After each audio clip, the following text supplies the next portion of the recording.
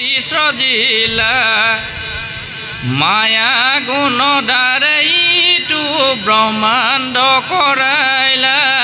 তেওঁ লীলাৰ দ্বাৰাই পূৰ্বতে কি কৰে প্ৰকৃতি সৃজন কৰিলে আৰু মায়া গুণৰ দ্বাৰাই এই গোটেই জগতখন সৃষ্টি কৰিলে গোটেই ব্ৰহ্মাণ্ডখন সৃষ্টি কৰিলে বুলি কৈছে তাহাৰ ভিতৰে ভৈলা বিৰাট শৰীৰ ওঢ়ে হাত লোকে তাত বোজা মহাধীৰ অধলয় তলয় আৰু বিতল সুতল তলা তলয়া দিহাটো পৰম বহল এই পৃথিৱীৰ বিটেই আকাৰটোৰ সৃষ্টিৰ এটা বৰ্ণনা দিছে কেনেধৰণে পৃথিৱীখন সৃষ্টি হ'ল দেৱ দৈত্য মনুষ্য বিভাগী তাতে ৰৈলা চাৰি বৰ্ণ কৃষ্ণৰ দেহত হন্তে ভৈলা শ্ৰৱণ কীৰ্তন ধৰ্ম চাৰিও বৰ্ণৰ নিজ পিতৃ কৃষ্ণ মাত্ৰ হেব জগতৰ আৰু এই পৃথিৱীখনতে তেওঁ গোটেই অটল অধল অটল আৰু বিতল সুতল তলাতল আদি সাতটো পৰম বহল এই গোটেই পৃথিৱীখনত কি কৰিলে দেৱতা দৈত্য মনুষ্য ভাগে ভাগে তেওঁ জেগা দিলে থাকিবলৈ তাৰপৰা কৰিলে দেৱ দৈত্য চাৰি বৰ্ণ কৃষ্ণৰ দেহতে হন্ত বইলা এই চাৰি বৰ্ণ যি চাৰি বৰ্ণ চতুৰ্বৰ্ণ জন্ম হৈছিলে ভগৱন্তৰ দেহাৰ পৰাই হৈছে বুলি কৈছে আৰু কৈছে যে শ্ৰৱণ কীৰ্তন ধৰ্ম চাৰিও বৰ্ণৰ নিজ পিতৃ কৃষ্ণ মাত্ৰ হেব জগতৰ যে এই চাৰিওটা বৰ্ণৰ কিন্তু ধৰ্মটোৱে হৈছে শ্ৰৱণ কীৰ্তন চাৰিওটা বৰ্ণক শ্ৰৱণ কীৰ্তন ধৰ্মটোৱে পালন কৰিব দিছে বেলেগ পালন কৰিব দিয়া নাই নিজ পিতৃ আৰু সেই কৃষ্ণই হৈছে আমাৰ নিজৰ পিতৃ আৰু তেওঁৱেই মাত্ৰ হেব জগতৰ তেওঁকে সেৱা মাত্ৰ আমি কৰিব লাগে হেন কৃষ্ণ সেৱায়েৰে যিটো মন্দমতি অৱশ্যেকে মৰিটো যাইবে অধুগতি মায়াৰ সৃজনাইটো ব্ৰহ্মাণ্ড যতে ক সমস্তে বিনাশী মই কহিলো প্ৰত্যেক এতিয়া ক'লে হেন কৃষ্ণ সেৱা এৰি যিটো মন্দমতি এতিয়া বৰ অকণমান বেয়াকৈ কৈছে আমাক এনেকুৱা ভগৱন্তক সেৱা নকৰি যিজনে অন্য কিবা কৰিবলৈ যায় অৱশ্যেকে মৰি সিটো যাইবে অধুগতি তেওঁ মৃত্যুৰ পিছত অধুগতি যাব বুলি কৈছে এতিয়া প্ৰশ্ন হ'ল মৃত্যুটোতকৈ কিবা অধুগতি আছে নেকি আমাৰ এজন মানুহক মৃত্যুদণ্ড দিয়াৰ পিছত আৰু দণ্ড দিব কিবা থাকিলে নেকি নাই গতিকে আমাৰ বহুতে কয় এইজন বৰ বেয়া মানুহ ই এনেকৈ মৰাতকৈ শাস্তি পাই মৰিব লাগিছিলে বুলি কয় একেলগে মৰা হ'লে এই শাস্তি একো নাপালে বুলি ভাবোঁ কিন্তু আচলতে মৃত্যুটোৱে প্ৰকৃততে শাস্তি আমাৰ তাৰপিছত এতিয়া মৃত্যুৰ পিছত অধুগতি ক'লে এইটো কেলৈ ক'লে মৃত্যুৰ পিছত অধুগতি যাবলৈ কিবা থাকিলে জানো মৃত্যুৰ পিছততো অধুগতি আমি পাবলৈ বিচাৰিতো একো নাপাওঁ অধুগতি এইকাৰণে ক'লে যে আমি এই মনুষ্য শৰীৰবোৰ যে পাইছোঁ 84 লাখ বাৰ বিভিন্ন দেহাত জন্ম লৈ আহি গছ পৰুৱা তৰু তৃণ সাপ ভেকুলি একো জীৱ আমাৰ বাকী থকা নাই এই 84 লাখ জীৱত আমি ভ্ৰমি অহাৰ পিছতে মানুহৰ দেহাটো পাইছোঁ এই মানুহৰ দেহাটো উত্তম দেহা বুলি কৈছে এই দেহাটো এইকাৰণেই উত্তম এই দেহাত আমি স্থিতি হোৱাৰ পিছত আমি চতুৰ্বৰ্গ সাধন কৰিব পাৰোঁ চতুৰ্বৰ্গ সাধন কৰি আমি কোনোবা ঈশ্বৰৰ লগত লীন ঘটাব পাৰোঁ ঈশ্বৰ সাধনা কৰিব পাৰোঁ সকলোখিনি আমি এই দেহতে কৰিব পাৰোঁ বাকী জীৱবোৰে ঈশ্বৰক সেৱা কৰাৰ কোনো উপায় নাই সেইকাৰণে কৈছে যে এনেকুৱা এটা সুন্দৰ দেহা পোৱাৰ পিছত ঈশ্বৰ সেৱা নকৰি যদি আমি মৃত্যুবৰণ কৰিবলগীয়া হয় তেতিয়া আমি অধুগতি যাম কেনেকৈ অধুগতি যাম আকৌ এই 84 লক্ষ জনীৰ আৰম্ভণিৰ পৰা আমাৰ আৰম্ভ হ'ব জন্ম মৃত্যু এই চক্ৰটোত আমি ঘূৰি ফুৰিব লাগিব তাৰপিছত মানুহৰ দেহা পাম আকৌ ঈশ্বৰ সেৱা কৰিবলৈ সুবিধা পাম সেইকাৰণে মানুহৰ দেহাটো ভগৱন্তই কৈছে যে এইটো মৃত্যুৰ মুক্তিৰ দুৱাৰদলি বুলি কৈছে যে আমি মৃত্যুৰ দুৱাৰদলিত ভগৱন্তই আমাক দি দিছে আমি এখোজ দিলে হয়তো আমি মুক্তি পাম কিন্তু সেই খোজটো দিবলৈকে আমি টান পাওঁ ভগৱানে কৈছে তুমি এখোজ দিয়া তুমি আহিলা ইমানখিনি আৰু এখোজ দিয়া মই তোমাক উদ্ধাৰ কৰি লৈ আহিম কিন্তু সেই খোজটো আমি নিদিওঁ সেই খোজটো দিবলৈকে আমি ৰৈ যাওঁ যাৰ কাৰণে আমি আকৌ অধুগতি যাওঁ সেইটোৱে কৈছে যে এনেকুৱা ঈশ্বৰক নভজি যিজনে নভজে সেইজনে কি বুলি কৈছে অধুগতি যাব বুলি কৈছে যে আকৌ আমি পূৰ্বলৈ ঘূৰি যাব লাগিব মায়াৰ সৃজনা এইটো ব্ৰহ্মাণ্ড যতে সমস্ত বিনাশী মই কহিলোঁ যে এই যিমান ব্ৰহ্মাণ্ড দেখিছা এই সমস্ত ব্ৰহ্মাণ্ড মায়াৰ ৰচনা বুলি কৈছে আৰু ইয়াত সমস্ত বিনাশী তাৰমানে সমস্ত বিনাশী মই কহিলোঁ প্ৰকট তাৰমানে ইয়াত সমস্ত বিনাশী ময়ো ইয়াৰ পৰা হাৰি যাব নোৱাৰোঁ এদিন ব্ৰহ্মাৰো পতন হয় বুলি কৈছে তাৰপৰা ক'লে ব্ৰহ্মাণ্ডৰ বাজইটো কৃষ্ণৰ নগৰ কদাচিতো নুহিনা খজানা মুনিবৰ প্ৰপঞ্চৰ ভিতৰ নুহিকে ইটো থান ভক্তৰ নিমিত্তে কৃষ্ণে কৰিছা নিৰ্মাণ এতিয়া সুন্দৰ জেগা টুকুৰাৰ কথা ক'লে যি টুকুৰা জেগালৈ যাব পাৰিলে জীৱই জন্ম মৃত্যুৰ পৰা হাত সাৰিব পাৰে আমি ভাবিব পাৰে স্বৰ্গ সুখটোৱে ডাঙৰ সুখ বুলি ভাবোঁ স্বৰ্গ সুখ পালে আৰু যেন পৃথিৱীত পাবলগীয়া একো নাই স্বৰ্গ সুখতকৈ ডাঙৰ সুখৰ কথা ক'লে স্বৰ্গ সুখটো কেনেকুৱা আপুনি যদি পকেটত পইচা লৈ ক'বলৈ ফুৰিবলৈ যায় কেতিয়ালৈকে আপুনি থাকিব পাৰিব যেতিয়ালৈকে পকেটত পইচা থাকে যিদিনাই পইচা শেষ হ'ব তাৰ আগে আমি হিচাপ কৰিমেই যে ঘৰ পাবগৈ লাগিব নহ'লে অৱস্থা বেয়া হ'ব ইয়াত নহয় জানো ঠিক স্বৰ্গ সুখটো তেনেকুৱা যেতিয়ালৈকে পুণ্য থাকিব তেতিয়ালৈকে আপুনি স্বৰ্গত থাকিব পাৰিব যিদিনাই পুণ্য শেষ হ'ব সেইদিনাই ঢকা মাৰি আপোনাক আকৌ নৰকলৈ পঠিয়াই দিব শাস্তি পাবলৈ সেইটো এতিয়া তাৰ কথা কৈছে যে এই স্বৰ্গলৈকে সমস্ত ব্ৰহ্মাই সৃষ্টি কৰা যিমান আছে সমস্ত এদিন বিনাশ হয় বুলি কৈছে এইখন সম্পূৰ্ণ মায়াৰ বস্তু এতিয়া ভগৱন্তই কি কৰিছে ব্ৰহ্মাণ্ডৰ বাজ এইটো কৃষ্ণৰ নগৰ কদাচিতো নুহিনাখ জানা মুনিবৰ কাক কৈছে নাৰদক কৈছে কোনে কৈছে ব্ৰহ্মাই কৈ আছে যে ব্ৰহ্মাণ্ডৰ বাজত ভগৱন্তই এখন নিজৰ নগৰ বনাই থৈছে সেই নগৰখন কদাচিতো নাশ নহয় কোনোদিন নাশ নহয় বুলি কৈছে এইখন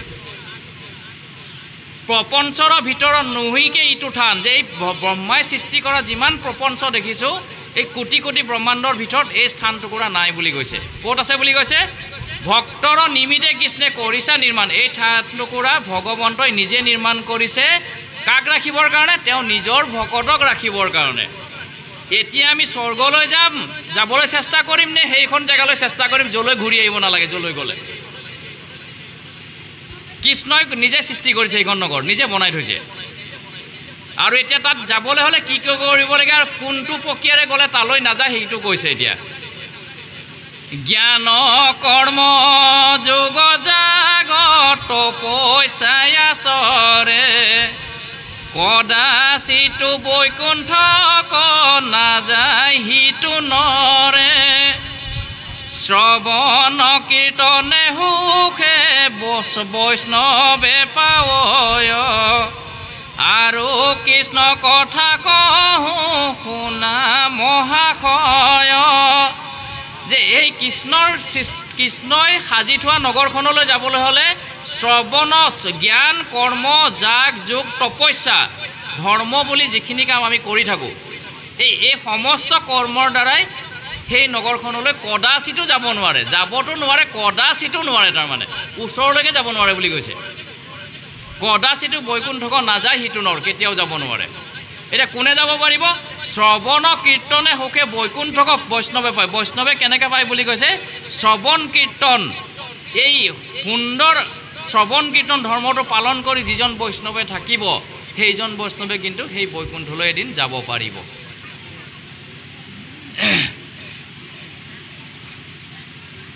এহি মতে কৃষ্ণ তই উপজে যত লোক এহি মতে কৃষ্ণ তই উপজে লোক যত ঈশ্বৰত কৰি ভিন্ন নহি বিচাৰত যেন সুবৰ্ণত হন্তে জনমে কুণ্ডল বিচাৰত নাম মাত্ৰ সুবৰ্ণ কেৱল কি বুলি ক'লে এহি মতে কৃষ্ণত উপজে যত লোক যিমানবোৰ লোক উপজে কৃষ্ণৰ দ্বাৰাই উপজে বুলি কৈছে কৃষ্ণতে উপজে ঈশ্বৰত কৰি ভিন্ন নুহি বিচাৰত বিচাৰ কৰি চালে ঈশ্বৰৰ লগত একো পাৰ্থক্য নোলায় কেনেকৈ নোলায় এতিয়া আমি আমাৰ মানুহজনকে হওক বা মানুহগৰাকীকে হওক বা ল'ৰা ছোৱালীকেইটাকে হওক আমি কিমান আপডাল কৰি ৰাখোঁ ক'ৰবাত যাবলৈ হ'লে কি পিন্ধিছে লক্ষ্য কৰোঁ কি খাইছে লক্ষ্য কৰোঁ বেমাৰ আজাৰ হ'লে লক্ষ্য কৰোঁ সকলো সময়তে আমি খবৰ ৰাখোঁ কিন্তু একেগৰাকী মানুহ বা একেজন মানুহ ভগৱন্তই যেতিয়া এৰি দিয়ে সেই মানুহগৰাকীয়ে চুই চায়নে পিন্ধি থকা ফুলি খাৰু কি কৰে সকলো খুলি থৈ দিয়ে তাৰমানে আমি কাৰ কাৰণে প্ৰেম কৰিছিলোঁ মানুহগৰাকীক বা মানুহজনক বা মোৰ ল'ৰা ছোৱালীকেইটা কিহৰ কাৰণে ভাল পাইছিলোঁ কৃষ্ণ থকালৈকেহে কৃষ্ণ অৰ্থে প্ৰেম কৰা নাই জানো তেওঁ আছিলে কাৰণে তেওঁ সিমান দিন মোৰ আপোন হৈ আছিলে কৃষ্ণ যোৱাৰ পিছতো তেওঁ পৰ হ'ল মই চুবলৈও বাদ দিলোঁ তেওঁক বা চুলেও গা ধুম নহয় জানো তেতিয়াহ'লে সকলো কৃষ্ণতে উপজে কৃষ্ণই চলাই থকা নাই জানো আমাক তেওঁৰ অৰ্থে গোটেইখিনি আমাৰ আনন্দ হৈ আছে নহ'লে কিন্তু আমাৰ আনন্দ অকণমানো নাই তাহে কৈছে যে সেহি মতে কৃষ্ণত উপজে যত লোক ঈশ্বৰত কৰি ভিন্ন নুহে বিচাৰত যদি বিচাৰ কৰি চাই ঈশ্বৰতকৈ বেলেগ বস্তু একো বিচাৰি নাপায় চব ঈশ্বৰৰ তত্ত্বই বিচাৰি পাব তাৰপৰা ক'লে যেন সুবৰ্ণত হওঁতে জনম কুণ্ডল সোণৰ পৰাই আমি এই কুণ্ডলবোৰ নবনাওঁ জানো মকৰ কুণ্ডল যিমান আমাৰ কাণফুলি খাৰু যিমান বনাওঁ সোণৰ পৰাই বনাওঁ কিন্তু নামবোৰ কি হ'ল কাণফুলি হোৱাৰ লগে লগে এটা কাণফুলি বুলি ক'লোঁ খাৰু হোৱাৰ লগে খাৰু বুলি ক'লোঁ কিন্তু বিচাৰ কৰি চালে যদি ভাঙি দিওঁ আকৌ ভাঙি যদি এক কৰি দিওঁ সি কোনে হৈ নাযায় জানো তে আমাৰ জীৱবোৰ আমি তেনেকুৱাই বিচাৰ কৰি চালে চব ঈশ্বৰৰ অংশই আমি কিন্তু আমি দেখাত বেলেগ বেলেগ দেখি পাৰ্থক্যবোৰ আমাৰ আহি যায় মায়াৰ বলত এতেকে কৃষ্ণকে মাত্ৰ নিয়ন্তা ঈশ্বৰ কৃষ্ণতে প্ৰকাশে চৰাচৰ নিৰন্তৰ ভজনীয় দেৱ কৃষ্ণ বিনে নাহিয়ান বেদ হিৰো ৰত্ন মন্ত্ৰে কহে বিদ্যমান এতেকে কৃষ্ণকে মাত্ৰ নিয়ন্তা ঈশ্বৰ সেইকাৰণে এই ইয়াত আপোনালোকে শব্দ কেইটামান মন কৰিছে এতেকে শব্দটো মই 3বাৰমান পঢ়িলোঁ এতিয়া এতেকে শব্দটো প্ৰকৃততে ক'ত ব্যৱহাৰ হয় চবেইতো স্কুলত গৈছিলে অংকও কৰিছে এলজেব্ৰা এতেকে নিৰ্ণয় ফল কৰি আমি উত্তৰটো উলিয়াই দিওঁ তাৰপিছত অংকটো কৰোঁ নেকি নকৰোঁ ইয়াতো এতেকে শব্দটো লগাইছে এতেকে তাৰমানে এইটো সিদ্ধান্ত যে ইয়াৰ পিছত আৰু উত্তৰ বিচাৰি থাকিবলৈ একো নাই আমাৰ এতেকে কৃষ্ণকে মাত্ৰ নিয়ন্তা ঈশ্বৰ যে সেইকাৰণে তোমাক কৈছোঁ যে কৃষ্ণহে মাত্ৰ নিয়ন্ত্ৰণ কৰি থকা ঈশ্বৰ কৃষ্ণতে প্ৰকাশে চৰাচৰ নিৰন্তৰ কৃষ্ণৰ দ্বাৰা এই সমস্ত চৰাচৰ প্ৰকাশমান হৈ আছে বুলি কৈছে ভজনীয় দেৱ কৃষ্ণ বিনে নাহিয়ান যে সেইকাৰণে ভজনীয় দেৱতা কৃষ্ণৰ বাহিৰে আমাৰ ভজনা কৰিলা দেৱতা কোনো নাই আৰু বেদ হিৰোৰত্ন মন্ত্ৰে কহে বিদন বেদৰ যিমান সাৰ মন্ত্ৰ আছে এই সাৰ মন্ত্ৰৰ বোলেও এই ঈশ্বৰ কৃষ্ণকে যে সেৱা কৰিব লাগে এই কথাকেইটাই কৈ থাকে বুলি কৈছে এই গৰম পানী লিখিব গৰম পানী এহি বলি ব্ৰহ্মা তুলি বেদ মন্ত্ৰ ছয় নাৰদত সমস্তে বুজাইলা মহাশয় হেন শুনি মুনি পুনু পুচন্ত সাদৰি সবে যদি কৃষ্ণময় পূজা কেন কৰি এই নাৰদৰ পিছত ব্ৰহ্মাই কি ক'লে বেদৰ যিমান মন্ত্ৰ আছে সমস্ত মন্ত্ৰ পাঠ কৰি কৰি নাৰদক সকলো বুজাই দিলে নাৰদতো সমস্ত বুজাইলা মহাশয় হেন শুনি ইয়াৰ পিছতো নাৰদৰ সংশয় দূৰ হোৱা নাই নাৰদে আকৌ সুধিছে হেন শুনি মুনি পুনি পুচন্ত সাদৰি সবে যদি কৃষ্ণময় পূজা কেনে কৰি সকলো যদি কৃষ্ণই হয় তেতিয়াহ'লে কৃষ্ণ পূজা কেনেকৈ কৰিব প্ৰশ্নটো হৈছে নাৰদৰ সেইটো এতিয়া উত্তৰ দিব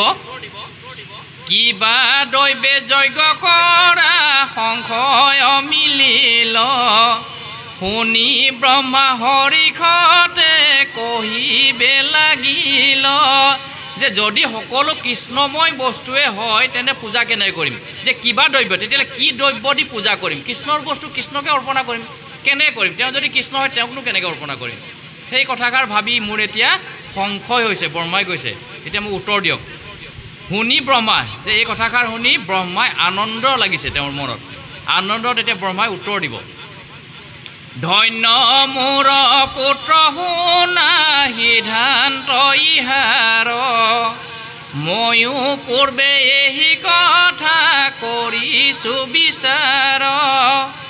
যদি কৃষ্ণ বিনে বস্তু জগততে নাই কৃষ্ণময় দৈৱ যজু কৃষ্ণক সদায় যে ধন্য মোৰ পুত্ৰ ইয়াৰ সিদ্ধান্ত তোমাক দিওঁ শুনা ময়ো পূৰ্বে এই কথাষাৰ পূৰ্বত ময়ো বিচাৰ কৰিছিলোঁ তাৰপৰা ক'লে যদি কৃষ্ণ বিনে বস্তু জগততে নাই যদি কৃষ্ণৰ বাহিৰে একো বস্তু জগতত নায়ে তে কৃষ্ণময় দৈৱ যজু কৃষ্ণক সদায় সেই কৃষ্ণময় দৈৱই আমি সদায় কৃষ্ণক অৰ্পণা কৰোঁ এতিয়া আমি গোৱাপান অৰ্চনী যিয়ে নিদিওঁ সকলো যদি কৃষ্ণময় বুলি ভাবোঁ তেওঁৰে বস্তু তেওঁত অৰ্পণা কৰোঁ আমি অৰ্পণা কৰাৰ আগত প্ৰাৰ্থনা কৰোঁ সেইকাৰ কথা কোৱাই যায় নকওঁ জানো গতিকে তেওঁৰ দ্ৰব্য আমি তেওঁকে দি অৰ্পণা কৰোঁ আমি তেওঁকে সেৱা কৰোঁ মোক যদি মোক দেখি মনুৱাদি যত মহাজন হৰি ৰূপ দৈৱে কৰৈ তাংক আৰাধন সমস্তে কহিলোঁ মই তোমাত বুজাই মোৰ ইষ্ট দেৱ কৃষ্ণ বিনে আন নাই মোক দেখি মনু আদি যিমান মহাজন আছিলে ঈশ্বৰ ভকত আছিলে সকলোৱে ঈশ্বৰৰূপী দৈৱ ঈশ্বৰকে আৰাধনা দৈৱ অৰ্পণ কৰি তেওঁক আৰাধনা কৰিছিলে আৰু সমস্ত তোমাক মই সমস্ত বুজাই ক'লোঁ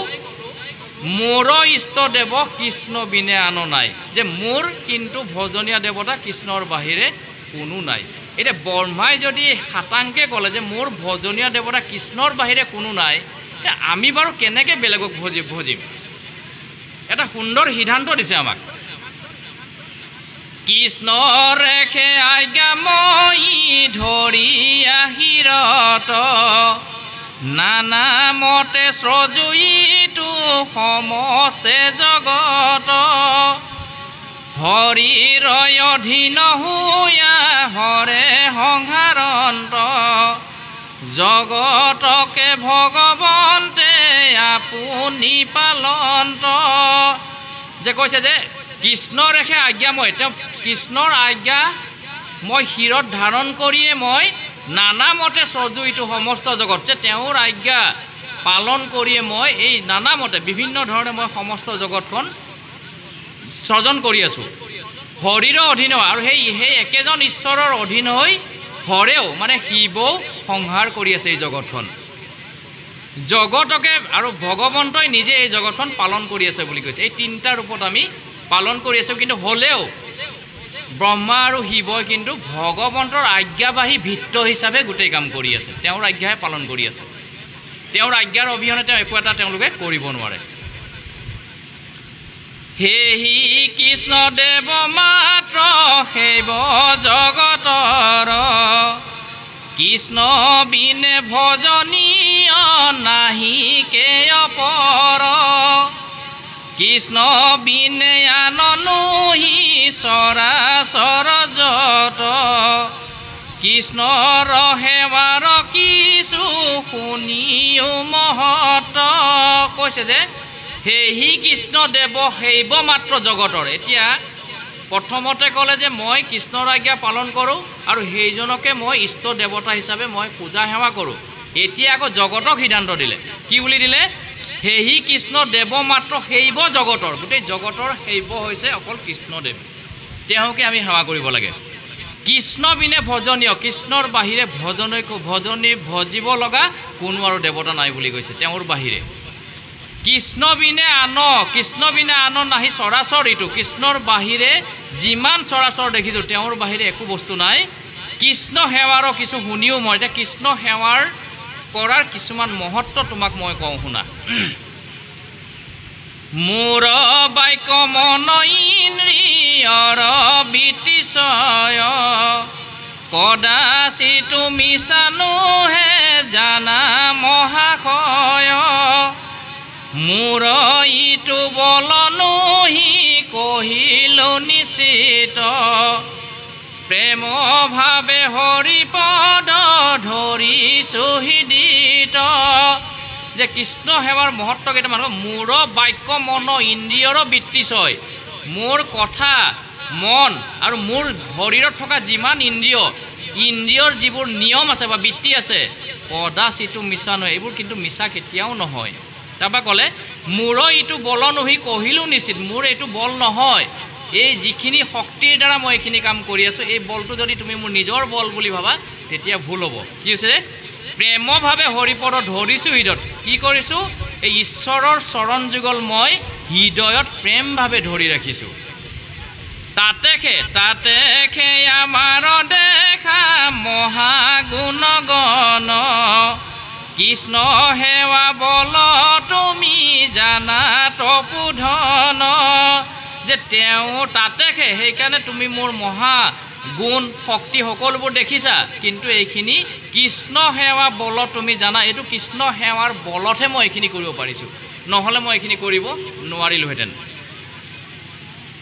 কিছু অৰ্থ সিদ্ধিনোহে কৃষ্ণ কথা বিনে মই লভি আছোঁ আৰ প্ৰমাণয় পোনে বেদময় তপোময় মই শ্ৰেষ্ঠ জন কৃষ্ণ প্ৰজাপতি হবো মোক হেবে অনুখন কৈছে যে কিছু অৰ্থ সিদ্ধি নহয় কৃষ্ণ কথা বিনে কৃষ্ণ কথাৰ বাহিৰে কোনেও একো সিদ্ধি লাভ কৰিব নোৱাৰে বুলি কৈছে তাৰপৰা ক'লে মই লভি আছোঁ আপোনাৰ প্ৰমাণ মই নিজেই তাৰ প্ৰমাণ পাই আছোঁ বুলি কৈছে আৰু বেদময় তপোময় মই শ্ৰেষ্ঠজন বেদময় যিমান আছে তপোময় যিমান আছে আৰু মই আৰু মোতকৈ শ্ৰেষ্ঠ যিমান আছে প্ৰজাপতি হবো মোক হেবে অনুখন প্ৰজাপতিসকলেও তেওঁকে সেৱা কৰি থাকে বুলি কৈছে উত্তম যুগক ধৰি হোৱা সাৱধান প্ৰভু নজানিলো কৃষ্ণ দেৱৰ প্ৰমাণ এই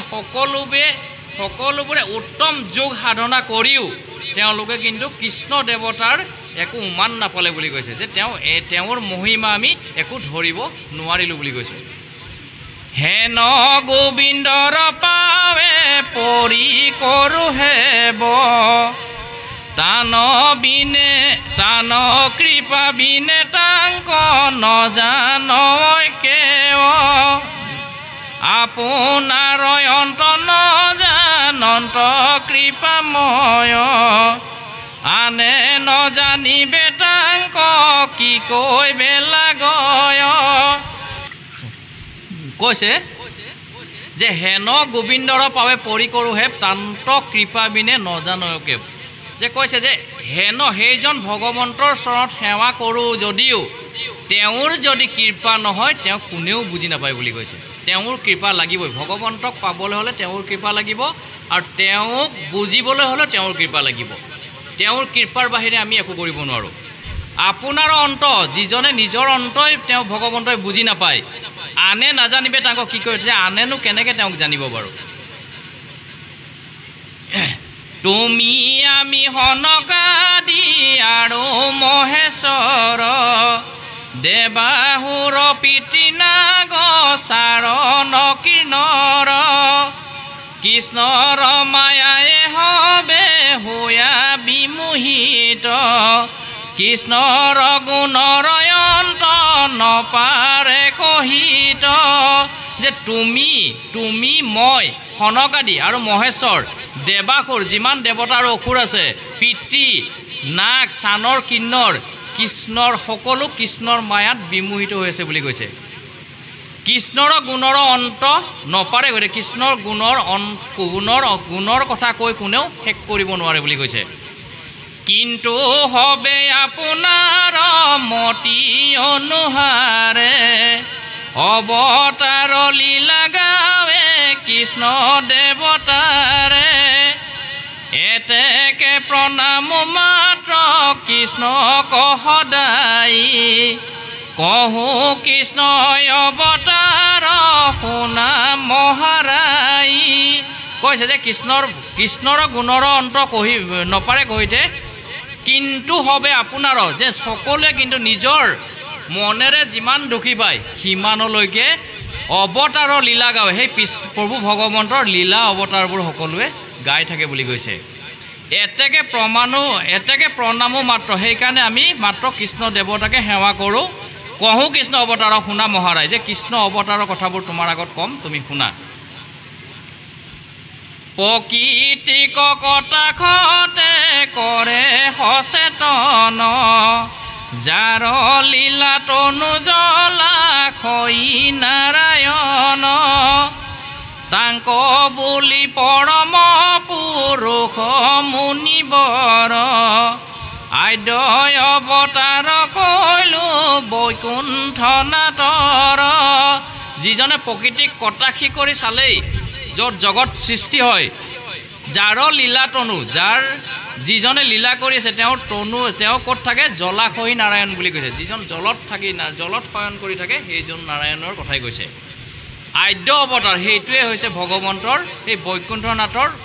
প্ৰথম অৱতাৰ বুলি কৈছে আদ্য অৱতাৰ কাল মায়া মন প্ৰাণ ইন্দ্ৰী চৰাচৰ মই তুমি সনকাদি প্ৰজাপতি হৰ দেৱাহুৰ গন্ধৰ্ব চাৰণ নৰেশ্বৰ যক্ষ ৰায় কক্ষ পিতৃ সিদ্ধ বিদ্যাধাৰ ভূত প্ৰেত পিশাচাদি মুখ্যতা সম্ভাৰ সমস্তে জানিবা কৃষ্ণৰে সেই অৱতাৰ এই সমস্তবোৰ প্ৰভু ভগৱন্তৰ অৱতাৰ বুলি কৈছে কিন্তু আতে বুজা তুমি কৰিয়া বিচাৰ বিভূতি হকতি কাৰ্য কটু অৱতাৰ আবে শুনা শুদ্ধ সত্য অৱতাৰ ছয় শ্ৰৱণতে মহাসুখে মুকুতি পায় তাৰপিছত তেওঁ বিভূতি অৱতাৰৰ যিমান অৱতাৰ আছে ভগৱন্তৰ সকলো অৱতাৰৰ কথা ক'ব এইটো অৱতাৰ লীলা অৱতাৰ কথন বুলি এটা পাঠ আছে ইয়াত অনাদি জনমে জীৱে কুকথা শুনয় যাৰ মৰে মলে কৰ্ণপথ বান্ধি আয়াছয় অৱতাৰ চৰিত্ৰে তাহাক বিনাশয় মিলে মহোদয় কৃষ্ণ পাৱে ৰতি হয় যে অনাদি জনমে আমি কিমানবাৰ জনম ল'লোঁ সকলো জনমত যদি আমি ঈশ্বৰৰ নাম নলওঁ ঈশ্বৰৰ নাম নুশুনি অকল যদি সংসাৰ পথৰ কথাবোৰকে যদি পাতি সময় নষ্ট কৰিলোঁ যে তাৰ মলে যদি সেই কথাবোৰে মল বান্ধি বোলে কাণত ৰৈ আছে সেইকাৰণে কৃষ্ণ কথা নুশুমাই সিফাল দি যে তাৰ মলে কৰ্ণ বান্ধিয়ে আছয় কৰ্ণপথ বান্ধি কাণৰ পথটো বন্ধ কৰি আছে এই কুকথাবোৰে অৱতাৰৰ চৰিত্ৰে তাহান বিনাশ হয় যেতিয়া ভগৱন্তৰ লীলা অৱতাৰ চৰিত্ৰৰ কথাবোৰ আমি যেতিয়া শুনিম পাতিম তেতিয়া সেই মলবোৰ কি হ'ব তাৰ পৰা নাইকিয়া হ'ব বুলি কৈছে মিলে মহোদয় কৃষ্ণ পায় তেতিয়া হৃদয়ত নিজৰ আনন্দ আহিব ভগৱন্তৰ কথা শুনি ভাল পাব বহি থাকিবলৈ মন যাব ক'ৰবাত ঈশ্বৰৰ নাম হ'লে যাবলৈ মন যাব শুনিবলৈ মন যাব এই আনন্দবোৰ আহিব আনন্দ হোৱাৰ লগে লগে ভগৱন্তৰ চৰণলৈ আমাৰ ৰতিটো বাঢ়ি আহিব শুনা কিছু কহু মুখ্য অৱতাৰ জগতৰ লোকে শুনি তৰুক সংসাৰ এহি বুলি প্ৰেমে বিধি কহিবা কলৈলা 502 অধ্যায়ৰ কথা গৈলা নমো নমো কৃষ্ণ প্ৰভু কৰুণা সাগৰ মোক নিজ দাস বুলি ধৰা দামোদৰ এই বুলি কয় ব্ৰহ্মাই কিছুমান মুখ্য অৱতাৰৰ কথা ক'বলৈ ল'লে জগতৰ লোক শুনি তৰুক সংসাৰ এই মুখ্য অৱতাৰৰ কথাবোৰ কেলে ক'বলৈ ল'লে যে এই কথাবোৰ জগতৰ লোকে শুনক, শুনি যাতে সংসাৰ তৰি যাব পাৰে। এহি বুলি প্ৰেমে বিধি, এই বুলি প্ৰেম ভাৱেৰে ব্ৰহ্মাই ক'বলৈ ধৰিলে। আৰু 502 অধ্যায়ৰ কথা এহি মানে ক'লে, এই মোৰ